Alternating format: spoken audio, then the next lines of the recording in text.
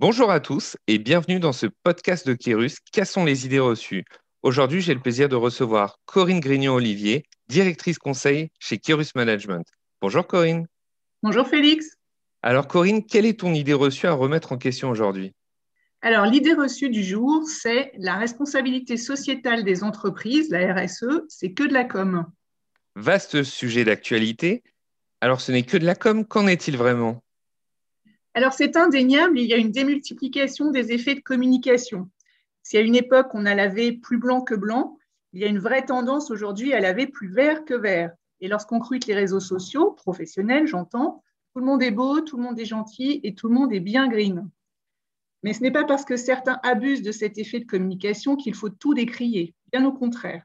Et d'ailleurs, le verdissage de surface ne suffira bientôt plus parce que les citoyens et donc les consommateurs sont de plus en plus vigilants et que les faux pas laissent de vilaines traces.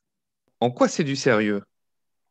D'abord, c'est du sérieux parce qu'il n'y a juste plus d'autres alternatives pour les entreprises que de prendre effectivement en compte leur impact sur l'environnement. L'ONG Oxfam a publié le 2 mars dernier un rapport sur les trajectoires climatiques de 35 entreprises du CAC 40. Si elles ne changent rien, leurs activités conduisent à un réchauffement de plus 3,5 degrés d'ici 2100, bien loin des objectifs de l'accord de Paris. Ça, c'est pour la sonnette d'alarme, mais ça fait clairement partie du sujet. C'est du sérieux également parce que le sujet est porté par la loi. La loi Pacte intègre la RSE dans le Code civil et le Code du commerce par l'introduction des notions de raison d'être et de société à mission, avec notamment ces deux alinéas. Le premier, la société est gérée dans son intérêt social en prenant en considération les enjeux sociaux et environnementaux de son activité. Et deuxièmement, les statuts de l'entreprise donc, peuvent préciser une raison d'être constituée des principes dont la société se dote et pour le respect desquels elle entend affecter des moyens dans la réalisation de son activité. Cette raison d'être, c'est presque philosophique comme vocabulaire, et en même temps, cela devient très concret. Il s'agit de donner du sens à son activité au travers d'une contribution collective. Cela induit une transformation en profondeur de l'entreprise, un véritable engagement qui n'est pas du tout facile à mener.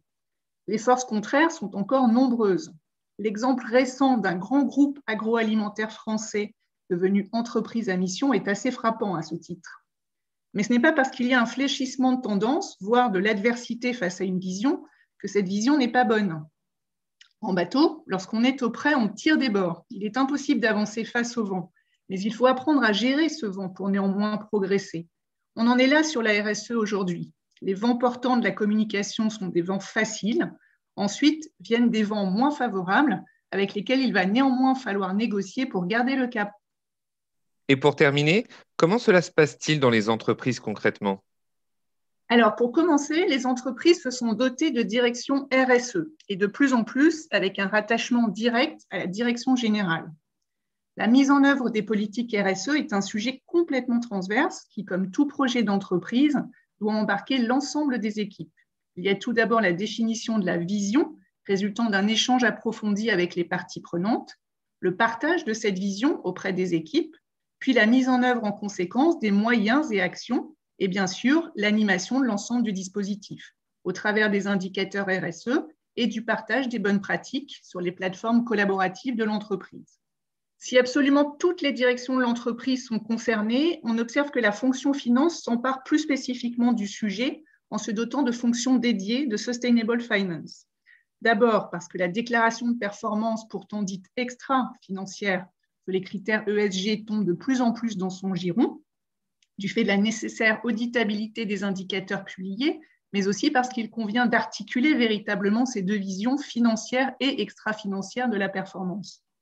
Et ensuite, parce qu'il faut pour cela faire évoluer le modèle de pilotage de l'entreprise afin d'accompagner la transformation de ses business models et que la fonction finance a déjà fait ses preuves sur ces sujets. Un mot pour la fin, Corinne?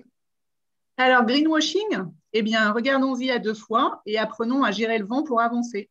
Merci Corinne et à bientôt pour un prochain podcast. À bientôt, Félix.